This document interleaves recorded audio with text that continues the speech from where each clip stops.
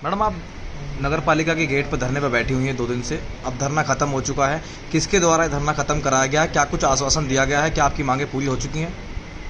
देखिए, अब जो 2 दिन से धरने पर बैठे हुए थे मेरे साथ में, सबसे पहले तो मैं ये जो सभी सभासदगण इस कक्ष में मौजूद हैं, इनके अलावा कुछ ठेकेदार भी हमारे साथ थे, लोनी की जनता हमारे साथ धरने पर 2 दिन से बैठी हुई थी। कारण एक ही था कि राजवीर के जो टेंडर जो खोले नहीं जा रहे थे उनको खुलवाने के संबंध में कल भी हमें तहसीलदार साहब ने ही उन्होंने कल जब रात को वे आए तो वो कह रहे थे कि तुम धरना समाप्त कर दो, मैं तुम्हारे टेंडर कल खुलवा दूंगा।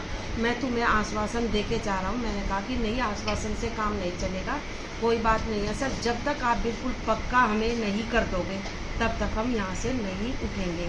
अब तहसीलदार साहब हमारे बीच में आए, उन्होंने स्वीकार किया कि सब टेंडर खुलने की जो प्रक्रिया है वो शुरू हो चुकी है। और मैंने ऐसे ही विश्वास नहीं किया। 2 हमारे सभासद भाई हैं, जगत भैया और हमारे कॉन्ट्रैक्टर थे, 2 लोग वहाँ पर गए, अपने आंखों से देखा, टेंडर खुलने शुरू हो गए हैं। हमारी यही लड़ाई थी और इसीलिए पहले तो मैं इन सभी आपके चैनल के माध्यम से इन सभी सभासदों का, सभी ठेकेदारों का और लोनी की जनता का तहे दिल से आभार व्यक्त करती हूँ कि लोनी के विकास की लड़ाई में इन लोगों ने कड़ी गर्मी में भी और धूप में मेरे साथ कंधे से कंधा मिलाकर पूरी रात यहीं पर बैठे रहे और आज ये हम लोगों ने धरना ख़त्म कर दिया, क्योंकि जो हमारी मांग थी टेंडर खुलवाने की वो पूरी हो गई। जनता जो उम्मीद लगाकर आपके साथ धरने पर बैठी हुई थी, क्या उन उम्मीदों पर आप खरा उतरेंगी?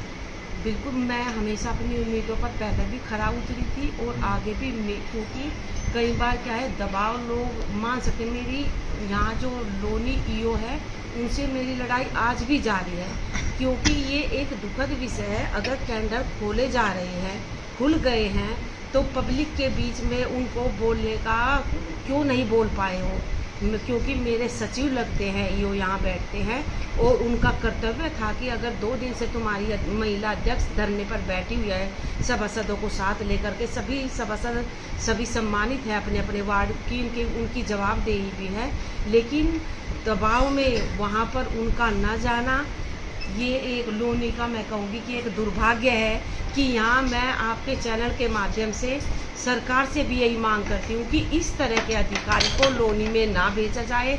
लोनी में एक ऐसे दबंग, निडर, ईमानदार अधिकारियों की यहाँ पर ज़रूरत है जो अपनी कुर्सी के साथ न्याय कर सके, जनता के साथ न्याय कर सके।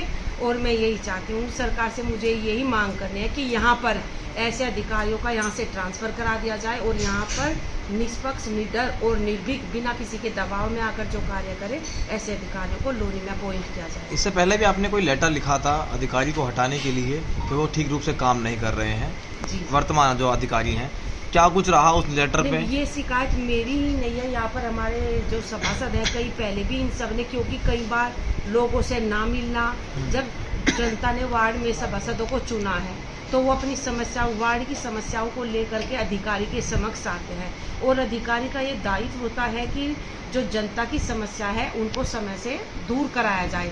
लेकिन बार बार गायब हो जाना, खुद मैंने एक बार, मुझे कह दिया मैं मीटिंग में हूँ, मैंने खुद एक बार इनको खुद जा कर के आवास पर पकड़ा था और मुझे बता दिया कि मीटिंग हो। तो तमाम इस तरह की शिकायतें इनकी आती रही हैं जब से यहाँ पर लोनी में आए हैं और यही एक वजह है कि जो लोनी में विकास कार्य गति पकड़ लेना चाहिए था वो धीमी रफ्तार से चल रहा है।